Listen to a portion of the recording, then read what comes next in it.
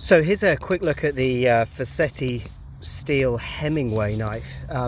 It's I guess the biggest thing to talk about really about this knife is the Damascene steel that's used to make the blade. But the knife as a whole is really it's rather charming actually as a knife. The blade itself, it's got a 3-inch blade. It's a fold-out knife. Overall it comes up just shy of about 7 inches when it's in the hand, so you can see kind of size-wise on my hand how it sort of sits in the hand. What's probably the most interesting feature of it is the Damascene steel that it's made from.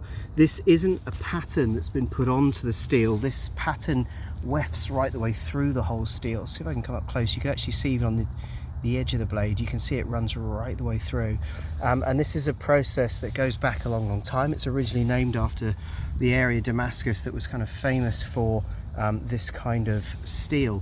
And what it is effectively is lots of thin layers of 2 different types of steel that are kind of hammered and swirled together and then bashed together.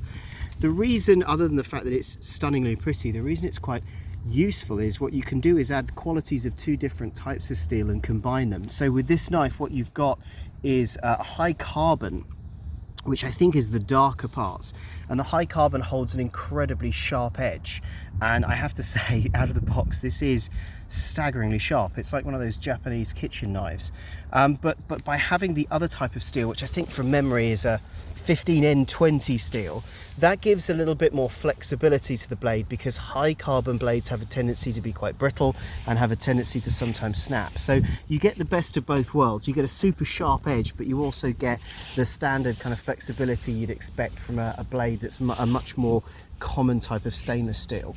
The only downside to a Damascene blade or to this type of steel is it can be a bit more prone to rusting. So my recommendation with this is, if you do any cutting that involves any kind of moisture or wetness, always wipe it dry and try and oil it occasionally, just with even like a tissue with a little bit of oil, like a mineral oil or even a cooking oil, and just wipe it off. It doesn't need to be oily, but just enough to just gently coat the blade, particularly across obviously the sharp edge.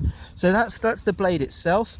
It's got a really nice locking mechanism. It locks out very solidly from a little button, a little steel button you push in here and out to fold and unfold it, and it locks off in a very solid way. And then the other part of this blade that I absolutely adore is rather than going for the sort of traditional stainless steel or kind of plastic handle or resin handle, it's got these really rather retro kind of steampunky solid brass chunks at either end, which I really like, and a kind of a dyed bone veneers that have been put in here as well on the blade itself, which gives it this kind of old world charm, but obviously with a kind of modern touch of how the blade looks. So it's that kind of crossover, and I guess it's that makes me smile in particular about this blade. What you get all in all is you get a blade that's a fantastic everyday carry knife. It's got a fantastic edge on it. It's legal, I'm guessing, in almost every state in the US, which is always helpful because of its blade length. But as well as an incredibly good functional knife that kind of has the hybrid because of its steel, it's also a very nice thing anyway to own. The way it looks, the way it feels, the heft, and the way it's finished is really rather charming, is just the word I'd use. So this is the kind of knife that I'm just as happy to use out on trail in a camp situation as I would, at home. I can imagine this is that kind of drinking whiskey and smoking cigars and that kind of thing that you just have in your office or your study. And I guess that's why the Hemingway name kind of fits so well. Not only was he an author, but he was quite an adventurer as well. The knife comes with a really nice little leather, I would call it a pouch, they call it a sheath, but I'd say it's really a pouch, and it's got an attachment to go on the back of your belt loop too.